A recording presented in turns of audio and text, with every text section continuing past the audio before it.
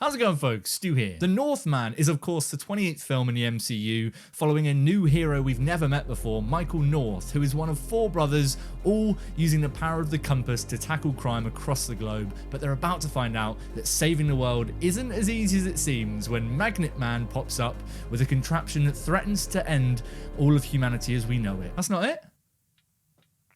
What film did I watch? Just wasted 3 hours of my life. The Northman is, of course, the latest feature from Robert Eggers, who not only has a great name, but is also a great director.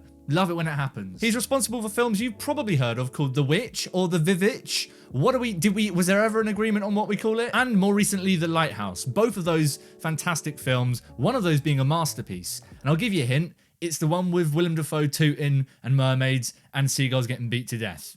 It's got all the things I like in a film. But the Northman sees him moving from these sort of smaller art house gems into a bit more of a blockbuster territory with much more of a budget behind him. I think I could speak for everyone when I was saying we were clenching our butt cheeks and hoping that he'd pull something good off here. Has he pulled off another banger? In short, yes. In long, video. Before we even attempt to navigate my thoughts on this one, subscribe, buttons down there. You might regret it. There's also links down there for my Letterboxd, socials, you name it, I got it.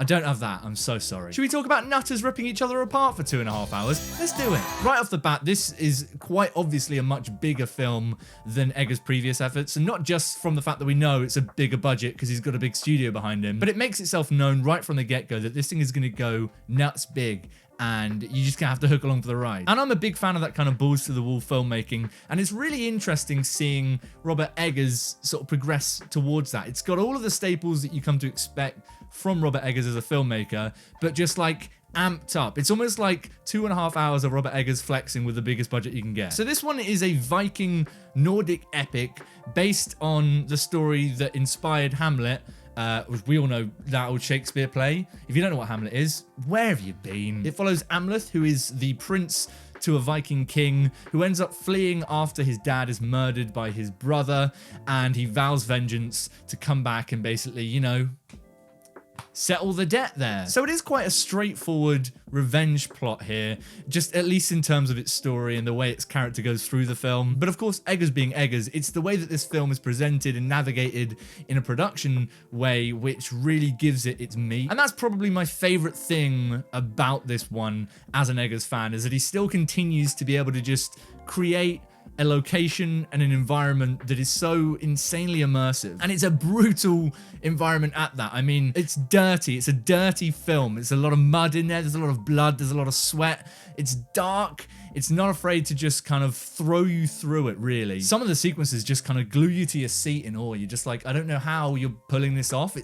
I am here. I don't want to be in this environment. And that kind of relentless environment that this film throws you into almost immediately never really lets up. So it's borderline exhausting in a very good way, but in a way which I found to be super sort of quick and tight. Like, this doesn't feel as long a film as it is. It, in my opinion, really rattled through its runtime. It's got this rhythm which really nicely complements the kind of feral animosity of all the people we're seeing on screen. And it is feral. I think that's probably the best way to describe basically everything that people are doing in this film. I mean, 20 minutes in, we're seeing Ethan Hawke and Willem Dafoe move around a campfire in a cave underground like dogs eating from a bowl and grunting and farting and burping. You're sat there like, wow, this film's got as mad as it's gonna get, huh?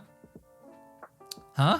Nope, it definitely doesn't let up. And that's carried off magnificently with the central performances. I mean, Alexander Skarsgard, who plays Amleth in the lead here, just fucking kills it. I mean, this is, I want to say, probably my favorite performance from him. I'm saying it. This is his best performance. He gives it his all in a character which absolutely demands giving it your all. I mean, we see this guy go through all of the elements, most of the time without clothes on. So, like, you cold or what, Alex? And there isn't a moment where I didn't believe this character on screen, that I didn't think, that just seems like a dude not having a fun time on set. I mean, I guess that is the acting craft I've just described there for you, but you know what I mean? This guy just goes for it. But of course, Eggers has sort of stacked this one with big old cast around him, hasn't he? A lot of people we've seen from Eggers films before. We've got Anya Taylor-Joy back. She's really, really good. I mean, come on. We know Anya Taylor-Joy can crush it at this point. Not my favorite performance from her, but certainly welcome in the cast. We've got Ethan Hawke in the film. We've got Willem Dafoe, who is in the film briefly, but you know, when Willem pops up in a film,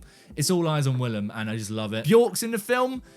I'm gonna say it, not for long enough, but she's in there, so I guess I'll take it. And Nicole Kidman's in the film as well. And Nicole Kidman's performance was one that really ended up, and not surprising me, like, I think she's a great actress, so it's not like I was like, oh, she ended up being good, what a surprise. But it's perhaps the most evolving performance in the film, and the places that her character ends up going, and the places that her performance ends up going, were just a nice welcome surprise in the film. When they unfold themselves and reveal themselves to you, you just can't look away, and she just kills it by the end of this film. Taps into that feeling that I get from a lot of Nicole Kidman performances where I'm like, you could be very, very scary at any point. Like, there's just a feeling that Nicole might flip. But I think that feeling of just kind of going for it and not being afraid to do what you need to do to sell this film is something that this film as a whole, in basically every aspect of it, has going for it. And it certainly helps some of the things which I found problems with in the film to not derail things as much as they might under a worse director. And those things are in here. I'm not gonna lie, this is probably my least favorite Eggers film. I'd put it underneath The Witch. I think maybe on rewatch it could sneak above The Witch, but it's certainly nowhere near as good as his masterpiece, The Lighthouse. And I think the things that bug me in the film are just really when it comes down to, again, that quite straightforward plotting in the narrative, in the revenge story it's telling, and the way that that merges with Eggers' sensibilities as a director. I'm not saying that those things don't work in the film together. I thought it was great and I had a hoot, but I did feel a sort of patchiness to the way he sort of weaves in and out of that kind of intense, hysterical, fever dream-like folklore-ness that we might expect from Robert Eggers. Especially in the middle of the film, I felt like it's sort of dotted between needing to plot this quite typical revenge story and Eggers wanting to do something more in line with the themes that he likes to explore as a filmmaker visually. I do also think that having quite a straightforward narrative does allow Eggers to really hone in on all of the big production stuff he wants to be doing and all of the sort of world immersion he wants to be building, which he does so well. That being said though, there are certainly narrative moments and narrative strings which didn't quite land as well as I think it needed to really pull off some of the stuff it wanted to be doing thematically. Big one of those is the relationship between Anya Taylor-Joy's character and Alexander Skarsgard. I really enjoyed watching them together on screen. I thought the two actors did a great job, but I certainly think that there were just sort of pieces to that narrative thread that I would have liked to have seen filled in better. So I guess in that sense, you could say that I was somewhat disappointed in some elements of this film, but on the whole, it's a testament to how great Robert Eggers is as a director that he manages to keep things constantly feeling just energetic, full of life, and insanely engaging. There are moments in this film where it gets so intense and you're so in there because of the immersive filmmaking that's going on that you almost just feel like you're getting slapped around a bit. And that's helped out massively by the score, which borderline does just smack you around a bit for 2.5 hours. Seriously, the drums in that score, when they get going, it is just something else, man. And I love the way the score sort of crescendos with the film and ties in with all of those kind of either fever dream, folklore, hallucinogenic moments, or those big action pieces. It's a really nice dance that this film does with the score and with those pieces. I'm just ultimately happy that it does feel like a Robert Eggers film and doesn't feel like watching a beloved filmmaker's vision getting destroyed in front of us by suits and higher-ups and lots of money. But what about you guys? Are you excited for the Northman? Are you going to check it out? Have you seen it? That's a thing you could do. You could watch this film if you want. Whatever you thought, let me know down below. And also while you're down there, let me know your ranking of Robert Eggers' films, where this one lands in his 3 films he's done so far. As I said, for me, it goes Northman, The Witch, and then ding, ding, ding, The Lighthouse. Good grief, that film's good. But I'll be interested to know what your guys' thoughts are. And I'm also very interested to see how that changes with future watchings. Because actually, The Witch was a film which took me a few watches to really click with and really, really enjoy for what it is. So I wouldn't be surprised if after a few more watches of The Northman, I'm running around Tottenham with my top off, fucking screaming like a bear, doing farts and burps and running around eating food from a bowl on the floor.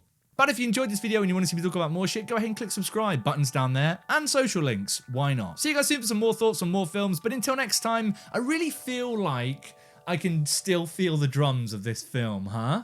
That's kind of nuts, right?